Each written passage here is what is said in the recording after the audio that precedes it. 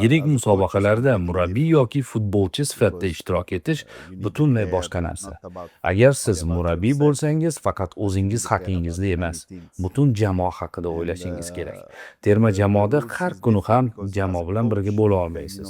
Ularni doim bir yerga jamlay olmaysiz, chunki futbolchilar klublari safida ko'proq vaqt o'tkazishadi. Shuning uchun birinchi galda vaziyatga to'g'ri yechim topish kerak. Masalan, ular bilan uchrashish, gaplashish, ular sizning loyihangizning bir qismi ekanligini his qildirishingiz juda muhim. Masalan, biz Dubayda yig'in o'tkazyapmiz, lekin aksariyat futbolchilarimiz o'z klublari safida. Shunga qaramay, men har biriga qo'ng'iroq qilishga, gaplashishga, aloqada bo'lishga harakat qilaman. Ha, albatta bu oson emas, lekin shuni tushunishimiz kerak. Biz jahon chempionatida ishtirok etamiz. Shu sababli barchasi juda muhim. Bilasizmi, ilk jahon chempionati bu. Avvalo katta tajriba. Futbolchilar uchun ham, jamoa uchun ham katta imkoniyat. Muxlislar ham unda o'z jamoasidan yaxshi natijalar kutadi, chunki bu o'z nomi bilan jahon chempionati. Mundialda debyut qilish albatta bu biz uchun yangi bosqich, yangi tajriba. Bu yerda biz o'rganishimiz, o'sishimiz va tajriba olishimiz kerak bo'lgan jihatlar ko'p. Ha, albatta, kuchli terma jamoalarga qarshi maydonga tushamiz. Biz jahon chempionatidamiz va bu bizga katta tajriba beradi. Musobaqada ishtirok etish orqali faqatgina yutamiz. Ya'ni ulkan tajriba olamiz va hech narsa yo'qotmaymiz. Shu sababli ham maydonga ishonch bilan tushishimiz, o'yindan zavq olishimiz kerak. Lekin shu bilan birga bir narsani unutmasligimiz shart. Biz hech qachon taslim bo'lmasdan oxirgi soniyagacha kurashishimiz shart. Bu mundial, undan zavqlanishimiz, lekin shu bilan birga har bir daqiqada borimizni berib o'ynashimiz kerak. Ha, bu mavzuda gaplashamiz albatta, chunki hozir hamma O'zbekiston bilan qiziqyapti. Bilasiz, jahon chempionati nuqtai nazaridan biz ko'pchilik uchun yangi jamoamiz. Osiyoda assotsiatsiya o'sib boryapti. Futbolchilar esa asta-sekin Yevropada o'zini ko'rsata boshladi. Bu albatta tabiiy jarayon. Shuning uchun O'zbekiston futboliga qiziqish bor. Odamlar qiziqadi, savol beradi, qanday ishlayapsizlar, jarayon qanday yo'lga qo'yilgan. Bu oddiy holat albatta va bundan ajablanmayman.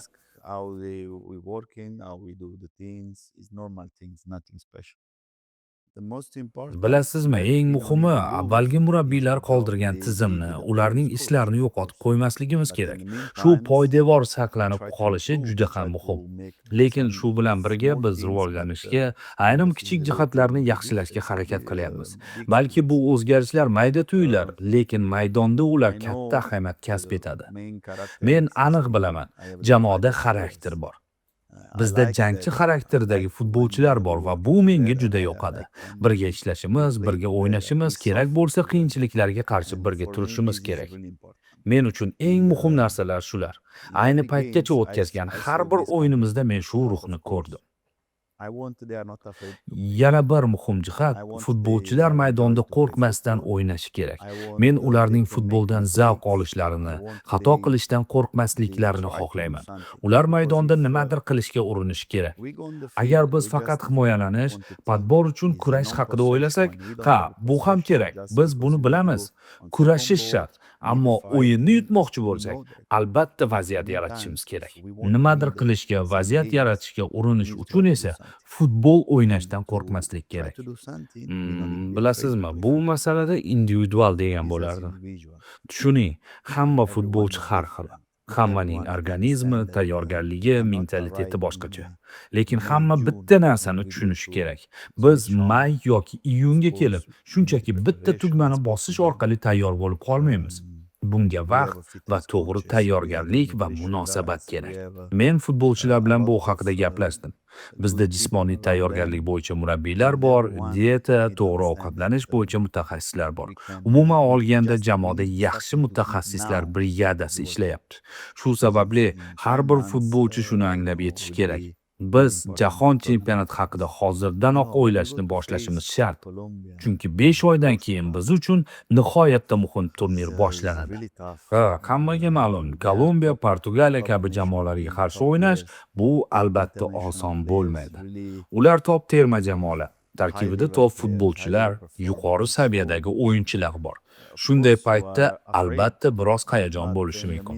Lekin shu bilan birga biz ham o'z imkoniyatimizni, kuchli tomonlarimizni bilamiz. Jahon chempionatida oson raqib yo'q. Qur'ada ham bizga kuchli raqiblar tushdi. Hattoki masalan Kongo ham guruhimizga qo'shilishi mumkin. Ularning aksariyat futbolchilari Angliya Premyer Ligasida o'ynaydi. Demak, bu ham oson bo'ladi degani emas. Eng muhimi biz tarix yaratyapmiz. Biz shu yerda ekanimizdan xursand bo'lishimiz, faxrlanishimiz kerak. Shu bilan birga mundialdan zavq ola bilishimiz, undan tajriba olishimiz zarur. Albatta o'z kuchimizga ham ishonamiz va maydonda nima bo'lishini esa vaqt ko'rsatadi.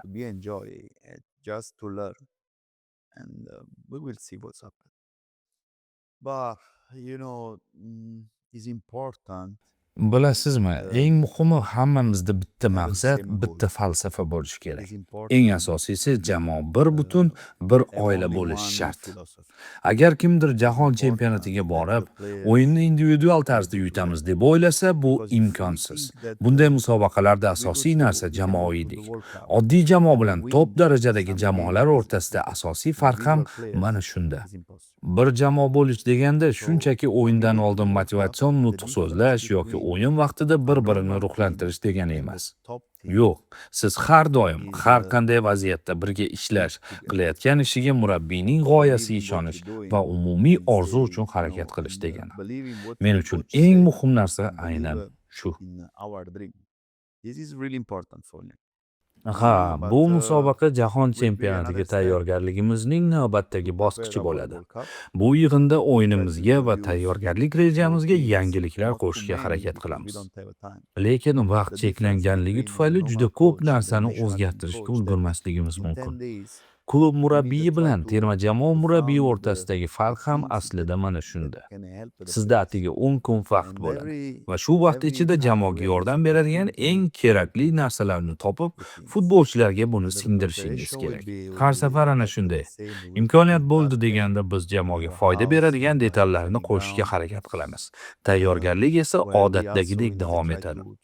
Biz Toshkentda o'z uyimizda, o'z bazamizda yig'in o'tkazamiz. U yerda nafaqat maydondagi o'yinni, balki jamoa atrofidagi barcha jarayonlarni ham yaxshilashga harakat qilamiz. Bizda maydonda bitta jamoa bor. Bular futbolchilar. Lekin maydon tashqarisida ham yana bitta jamoa. Murabbiylar shtabi, mutaxassislar, xodimlar mavjud. Ular har doim tayyor bo'lishi, maydonga tushadigan jamoa bilan yelkama-yelka mehnat qilib borishi muhim. Men shunday hisoblayman. FIFA Series kabi turnirlar menga jamoani va o'yinimizni tushunishga yordam beradi. Hatto xatolar orqali ham. Xato qilish muhim. Chunki aynan xatolar orqali siz o'sishga erishasiz. Oldinda bizni ikkita o'yin kutyapti. O'ylashimcha kuchli jamoalarga qarshi haqiqiy raqobat bo'ladi. Bu yig'in men va shtabim uchun juda ham muhim bo'ldi. So'nggi 4 oy davomida biz ichki chempionat doirasidagi juda ko'p o'yinlarni kuzatdik. Ko'plab futbolchilarni ko'rdik va bu yig'in ular bilan bevosita ishlash uchun imkoniyat yaratdi. Men har bir futbolchi bilan alohida gaplashdim. Chunki ularning fikrini ham bilishni istayman. Ularga oldimizda jahon chempionati ham, Osiyo kubogi ham borligini, demak hamma tayyor bo'lish kerakligini tushuntirdim. Har bir futbolchi o'zini milliy terma jamoa loyihasining bir qismi sifatida his qilishi zarur.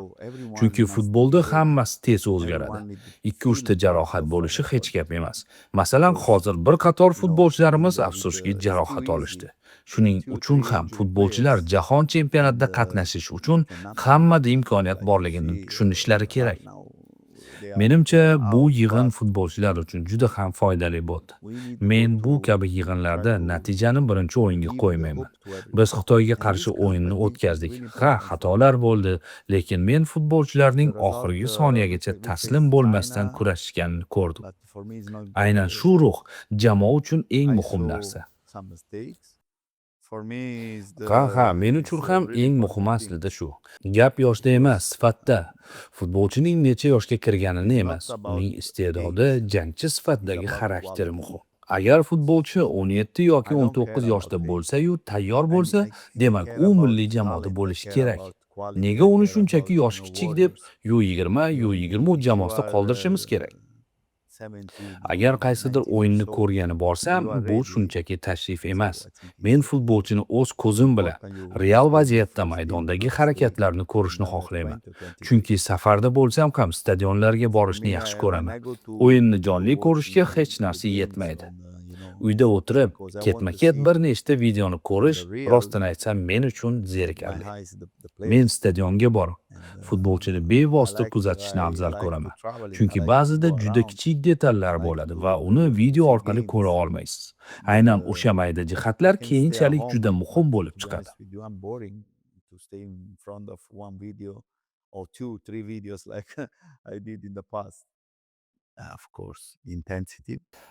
Buni to'liq solishtirib bo'lmaydi, lekin eng muhim jihatlardan biri o'yinning intensivligi.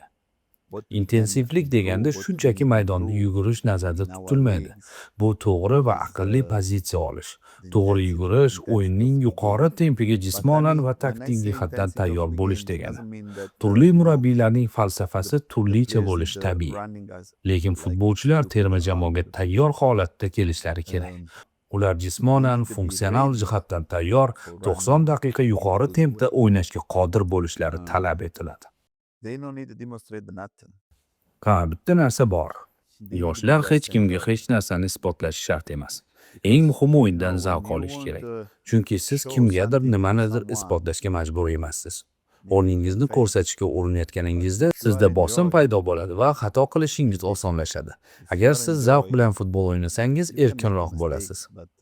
Siz xato qilishingiz mumkin, lekin o'zingizni erkin his qilasiz va haqiqiy o'yiningizni ko'rsata olasiz.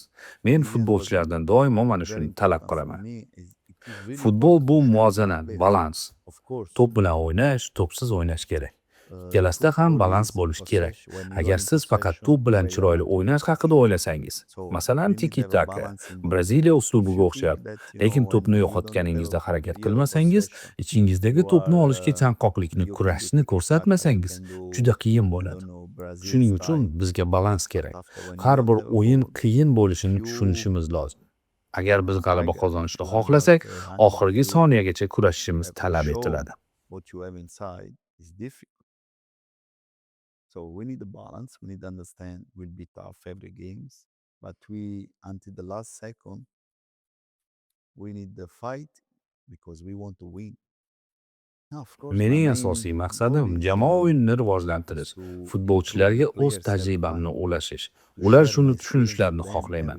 Biz ularga har kuni mashg'ulotlar va o'zaro muloqot orqali yordam berib boramiz. Bu yig'inda men ko'plab kamchiliklarni ko'rdim.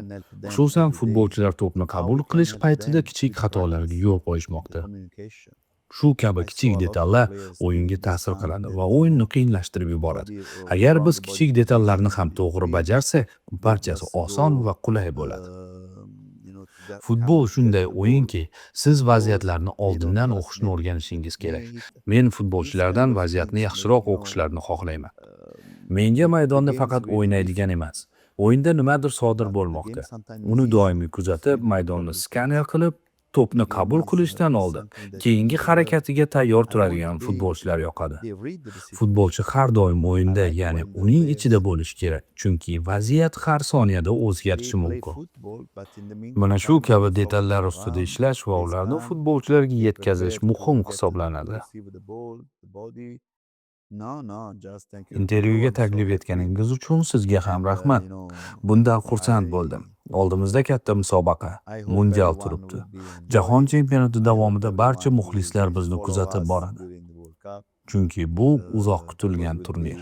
Oldimizda tayyorgarlik uchun 3-4 oy vaqt bor. Hammaga rahmat. Jahon chempionatida ko'rishguncha.